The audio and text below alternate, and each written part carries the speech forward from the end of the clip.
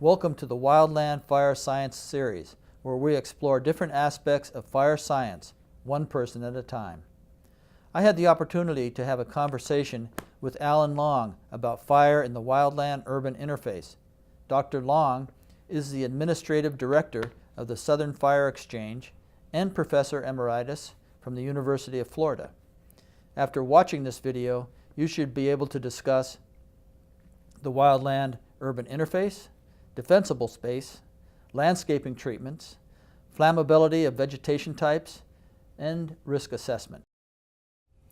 Alan, I hear the term a lot. Can you explain what the the wildland-urban interface is? Sure, Joe.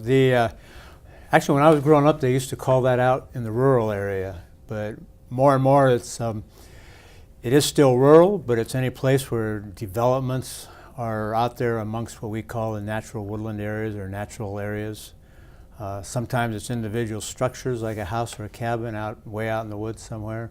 Sometimes it's great big like suburban developments right at the edge of a wildland area, forest area, and sometimes it's homes interspersed throughout that area as you see across North Carolina.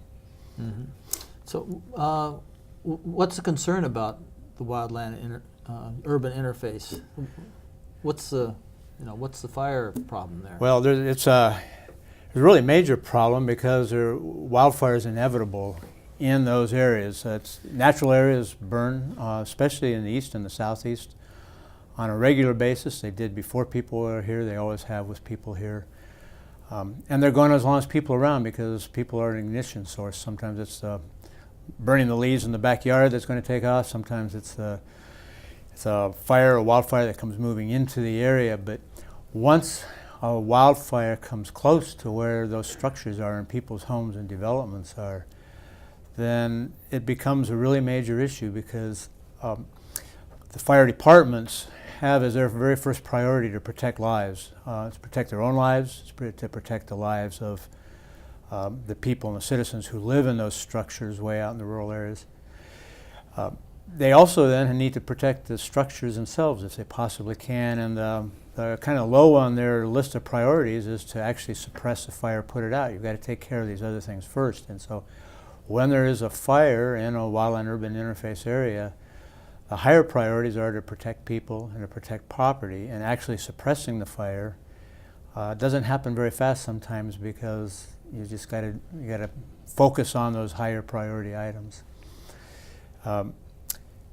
Kind of the result of that is that for a lot of homeowners, they may want the fire services there to protect their houses, but there's not enough resources to go around and actually protect structures. And so a lot of times in the wildland urban interface areas, when fires occur, you're going to have houses burn because there isn't anybody there. There's not a fire department that can get there. There are ways to avoid that. In a lot of cases, the people who live in those areas don't necessarily want to take those steps. They moved into those areas to have the wildlands around them, to have the wildlife there, to have the birds singing, for whatever reason, to enjoy being out away rather than in a suburb. And they often don't want to change all their surroundings to avoid the problems that may occur when a wildfire comes through. I look around the South, from North Carolina through Florida, Texas, and I see houses everywhere. So is there an interface? Does that really exist? Or is it just everywhere? That's a good question. That's, by definition, all of that you see houses out there and everywhere, as long as there's natural fuels from a fire standpoint, as long as there's natural fuels, wild fuels, shrub fields, forests around it, then it is a wildland urban interface area. Like I said at the beginning, we used to just call that rural. There have been some remote sensing studies done of how much area that actually is across the country, and there's when people classify that, about 20 to 25% of the land that they say fits that wildland urban interface so description. A huge problem. It's an acute problem when fires occur in the areas. Yeah. So in the interface, how are the fires starting? Well, there's a lot of different ways. There can be just what would be more natural causes of lightning strikes. Back in 1998, there were a lot of wildfires across Florida in a lot of different places. And towards the end of that big month and a half of fires, they were started by lightning strikes. At the beginning, they were started by people purposely throwing out ignition devices to start fires as arson goes. Some of them were started by people who were burning something in their backyard and make a mistake. There's a lot of different ways that, whether there's a natural cause or people purposely caused or accidentally caused, that will start them burning. It may be in somebody's backyard, or it may be in a backyard a county over, and it comes across the line into somebody else's area. So they get there through a lot of different avenues. So what are the public agencies, and specifically because you mentioned crossing county lines, are there jurisdictional boundaries for fire, or the public agencies can move across boundaries easily enough? Yeah. Most of these wildland areas usually fall under what they call compact arrangements between maybe the state fire control organizations, the state forestry commissions, volunteer county fire departments, regular county fire departments, city fire departments, and they have all sort of planned out ahead of time where if a fire occurs at a certain location, who's going to be responsible initially for getting there, whether it's 5 minutes or 25 minutes away. And then depending on how bad the fire is, they follow up by calling in all the other resources that are available. Excuse me, but part of getting ready for that is that many of the state agencies especially across the South over the last 5 years have been conducting a risk assessment process where they're using GIS systems, remote sensing, and satellite photography or imagery, and then a lot of people on the ground checking out to look at things like vegetation and the infrastructure, where are the roads, how many houses are out there and what's their value, where's the water sources, and developing all of that into what they've called across the whole Southeast as a Southern Wildfire Risk Assessment. And all the public agencies are now going look at that risk assessment, and they say, okay, here's an area around Raleigh-Durham area that looks particularly hazardous because of all the homes that are out there. In a dry year, a lot of those forests have brush under them. We need to focus ahead of time on doing some things out there, either reducing the fuels that are there as a hazard, working with the landowners, repositioning where their fire control resources are to have them closer to those sites. So a lot of public agencies from cities up to the state and the region have been working on trying to reduce that risk on sort of a large scale. So can I, because I think I live in a WUI right now, so I'm concerned. Probably I do too. Yeah. Can I assess that risk? How do I assess that risk? The one way is to call your fire department and let them come look at it. This is just your neighborhood fire department. Your local fire departments, okay. And they will, especially if you're out truly in those areas, in the rural areas or outside of truly an urban setting, people will, from the agencies, from the state agencies, from the local agencies, will come and take a look and make suggestions, but they can't also get to all the houses. And so there's other ways to, for a homeowner to, if they want to go looking for resources or use some resources to ask themselves, am I in a problematic situation? Am I in a place where if a fire occurs in the neighborhood around me, I'm going to be at risk for it? Actually, we developed one several years ago at Florida that's called the Wildfire Risk Assessment Guide for Southern Homeowners. Oh. It's one that we use for the whole region, or we've handed it out to extension agents and county fire people all around the South. There's a lot of other organizations across the South that have something similar like that, but it lays out in real short language for a landowner. There's two things you need to look at: is how much vegetation do you have around your home, how much of it is just that wild land, and how much of it is landscape that you have modified in some way to sort of reduce risk.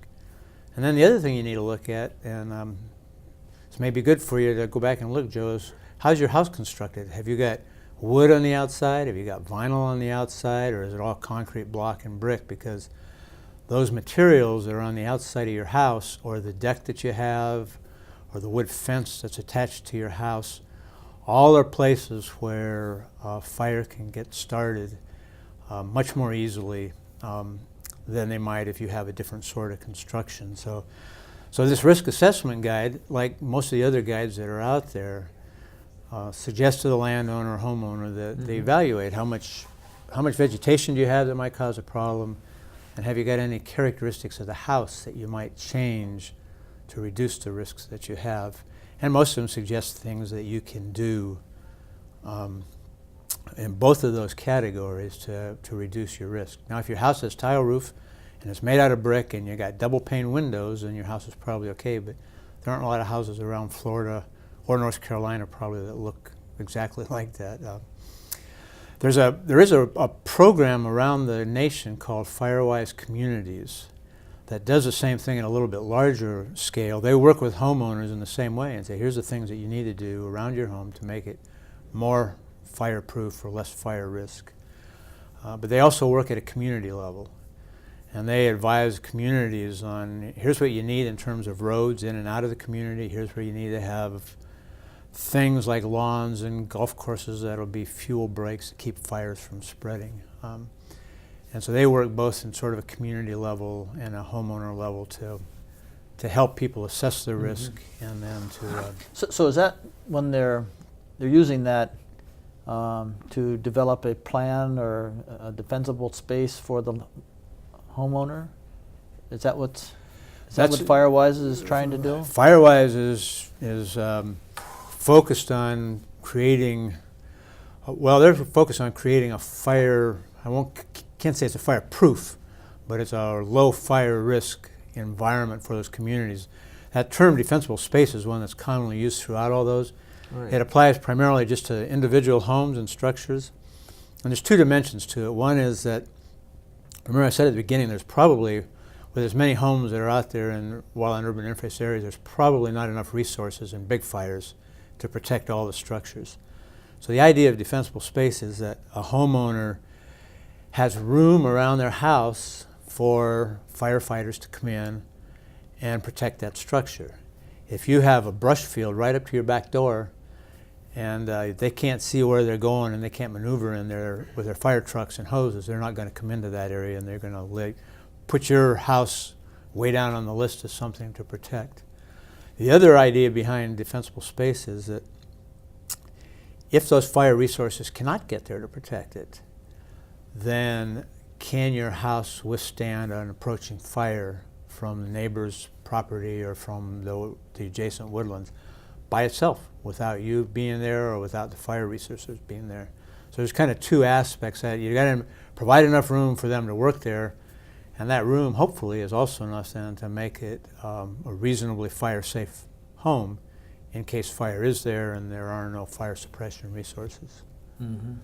And they stress that, but a lot of people moved out in that wild and urban interface area not to have that kind of defensible space. They want that stuff right up to the back door, and it's hard to convince them sometimes until they see a fire next door to change it. Well, I see a lot of non-defensible space I'm sure. Around my community. Yeah. This is a little bit off the track, but this spring we had huge fires in Texas. Yes. And many structures were lost. Was that just because of the drought conditions and the winds? And didn't the defensible space even matter in a situation like that? Yeah. Interestingly, they've gone back through some of those hardest hit areas like in Bastrop County and some other areas and have found a fair number of homes that had spent the time to create defensible space, had followed a lot of these principles, and that did not burn in those fires. At the same time, in some of those areas, they've had a lot of effort over the last 5 to 10 years on educating homeowners on what they needed to do along those lines, and a lot of them just says, we don't need to worry about it. We know you'll get here in time to fight it, or the insurance company will rebuild it for me, or it really doesn't matter. I don't want to see it any different than that. And those were probably the homes that were lost. But it does point out a situation that Texas was having extreme drought, and on some of those worst days that homes were burned, they were under very high winds.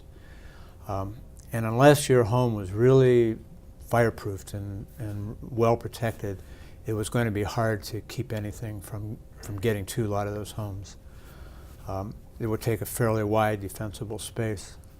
There's an interesting part of that is also that a lot of those homes don't ignite by the flames, and we see pictures on the news of those fires, like in Texas, sweeping across the landscape. Yeah. But a lot of the homes don't actually burn from those flames coming right up in contact with the house. They end up burning because there's ember storms that go ahead of it, and you've probably all seen at night flames that are going up, and you see all those little red dots all above the flame. Those are just all embers of burning, fine small plant parts that are burning, and other pieces of material that's burning. And those in strong winds, when you fall out 1-2 miles ahead of a fire, and a home may be perfectly protected from the fire and away from the fire, but it might have some kind of a mulch right against the house. And an ember lands in that mulch, starts it burning, and it ignites the house, even without the fire being present. And a number of the homes in Texas burn like that without the places that were even separated from where the main fire was.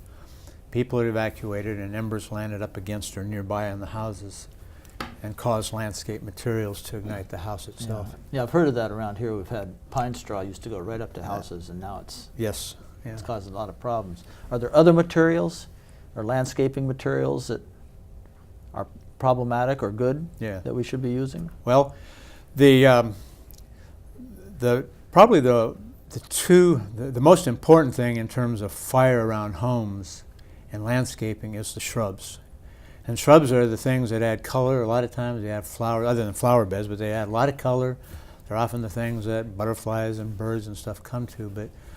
But shrubs, perhaps more than anything else, and it's usually because of the height on them, are a larger problem in terms of fires if they're close to the house. Because if they have dead leaves underneath them, and those dead leaves start burning, then with shrubs you got foliage, leaves that are close to the ground that can start burning, and pretty soon you have a 5 or 6 foot fuel that's burning. And if those are close to the houses, then you've got flames that can reach up into the eaves of the house, get heat, radiant heat close to windows to break them. And so shrubs are particularly problematic, and some of them are much more flammable than others. So how do we tell which ones we should have?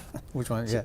Can the homeowner get advice on which shrubs are best to plant? County fire agencies and state agencies around the country have been constantly trying to put together lists of plants, and especially shrubs, that are more flammable or less flammable.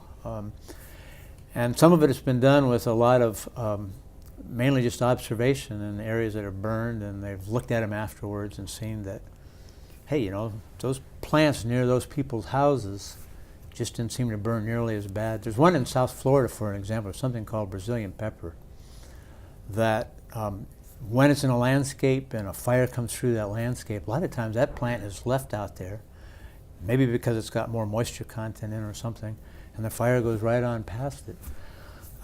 That's a really bad example because Brazilian pepper is an invasive exotic that nobody wants down there, but it does have one saving grace to it.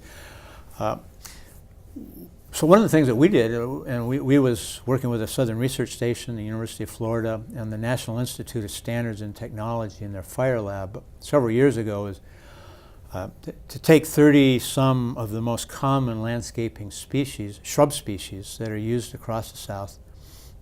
We did this after surveying a whole bunch of landscaping people to find out which are the more common ones.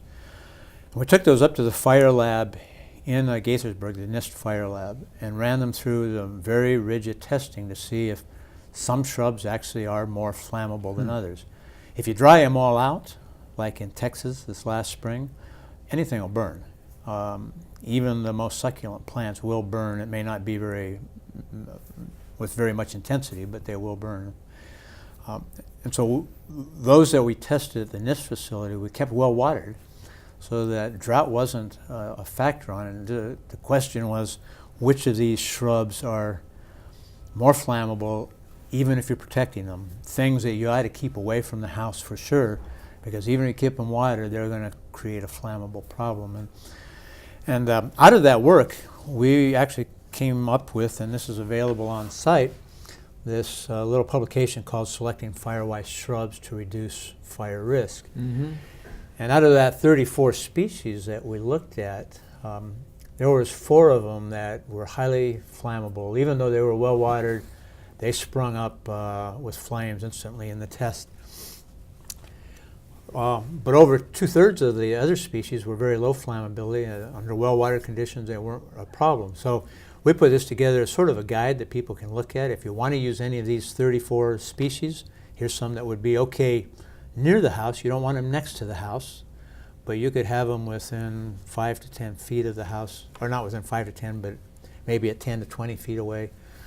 Are these your common landscaping species? A lot of them are common landscaping Okay. species. There's everything from shrubs to azalea, junipers to azaleas, rhododendrons. There's some of them that are not quite so common, but they were ones people said they would like to know because they were planning to use them a lot more.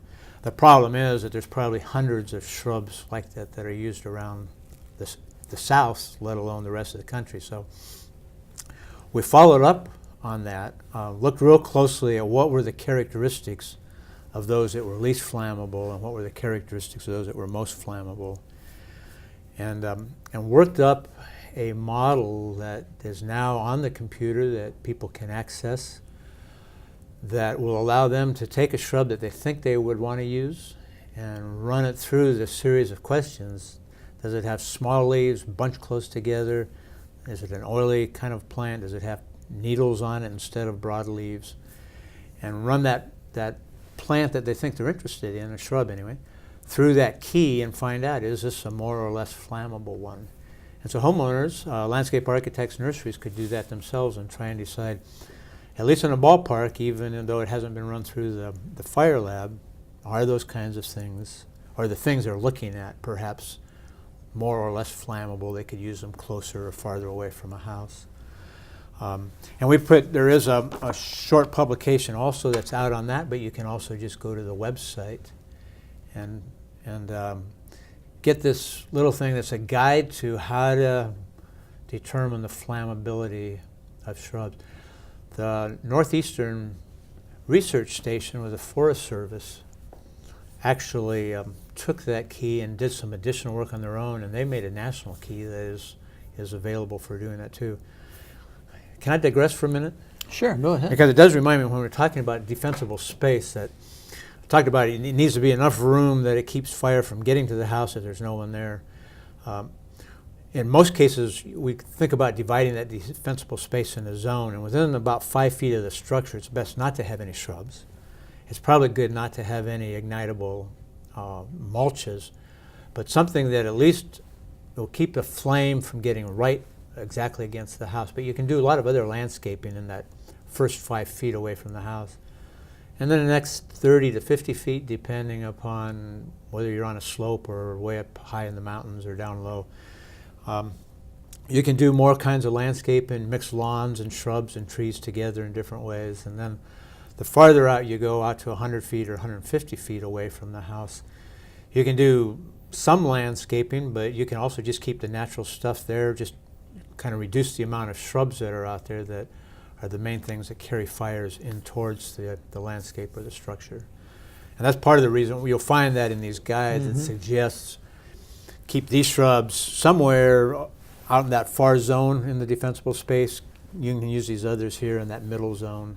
Don't put any of them right up against the house, unless you've got totally fireproofed on the outside. Well, a lot of landowners want to have, right next to the house. I They know. want to avoid splash. That's right. And so what are you recommending then? Well, then if you're going to put something there, then you can use a lot of just landscaping plants. It doesn't have to be free of plants, but you can have any of these sort of low ground covers or vines that are trellising across the ground, not up that. Or you can even use the least flammable shrubs that we have and keep them pruned down. Just don't let them grow big where they get pine needles that drape in them and cause a fire to carry up into high flames. Keep it down low so the fire gets there, so it catches the raindrops coming down, and it keeps fire from getting in there with big flames. Okay, now something I'm concerned about also is I might be developing my landscaping to be fire-wise, but my neighbors aren't necessarily very good. That's right. Is there anything, does fire-wise apply across communities, or is it just an individual choice? The FireWise Communities program certifies communities that they have met that. And they don't meet it if some of your neighbors say, I'm not doing it. They've got to have all the buy-in of all the homeowners in that area to that they're going to protect their homes and do it in that way, and clear brush that might be close to the house, keep adjacent lots that haven't been occupied or built upon and are being shrub patches. They have to have an active program to keep those fuels down, either by mowing them or doing prescribed burning in them, or maybe even using herbicides. There's a lot of other communities that are striving for that FireWise category. There's a lot of them where individual homeowners are very, very active in trying to do these sorts of principles, but they don't have any control over their neighbors. There's communities in Florida that are like that, and if the neighbors are bad enough, I mean, if they've got wall-to-wall vegetation and it comes right up to within 10 feet of your house, it's just across the property line, they can call the county fire service and ask them to come out and work with the neighbors to get those fuels reduced and knocked down. I have a neighbor like that. My house is 10 feet away from a property line, and my neighbor loves the woods. He loves the bears that live in those woods. And he won't do anything with it, but I've talked to him and I said, you know, Jerry, there's a hazard here for my house. Do you mind if I keep another 10 or 15 feet of the brush knocked down on your side of the line? He says, you're welcome to do that. So a lot of times those problems can be solved just maybe talking and working with the neighbors. But there is recourses. If they won't, then you can go to county, a lot of times county fire departments or city fire departments, and ask them to help with it. Do they do that free of charge? Do they what? Will they do that free of charge? Or is it usually going to cost Some you will something? and some won't. Yet they may not do the treatments free of charge, and if it's on the neighbor's property, they would end up having to pay for it. But there are cases, I don't know whether in North Carolina or not, but there are cases in Florida where even if a neighbor won't pay for it, if they feel it's a big enough fuel hazard for the parcels and the developments around that parcel, that they'll go in and do it anyway. They won't wait for the neighbor to say no a second time, and just to reduce the fire hazard for everyone else. So there's just a couple more things I'm curious about. One is I can see in our area, I'm thinking of my house, of course, because I'm selfish. Most of the houses are actually fairly safe, not all of them. But there's what we call greenways, which are just really not fire breaks, but they would let fire flow right through them because there's shrubs and trees and just lots of ground litter. Is there a community program to actually treat these? I'll call them natural fire conduits or natural fire breaks, depending upon how you treat it, right? Yeah, because if it's all grown up with brush and grasses and stuff, and in a dry period, those will carry fires. But it sort of depends on what's on the other side of it. Now, if you got a road and a green trail and stuff between that green way and houses and development, then maybe they feel that they're sort of melding their natural area objectives with a fire and not trying to landscape the whole thing. There's a lot of people that feel that fire-wise kinds of landscaping and dealing with issue means you clear everything out and make it a great big barren landscape, but that's not necessary at all. The main thing is to avoid the things where you're going to get embers right to the house, or you're going to get big flames directly up against houses. If it's across the road and across that trail and over there in the brush field, then maybe it doesn't matter at all. Yeah, so the last thing I'm concerned about or interested in, if I'm a FireWise resident, do I get any insurance breaks? Not yet in most places.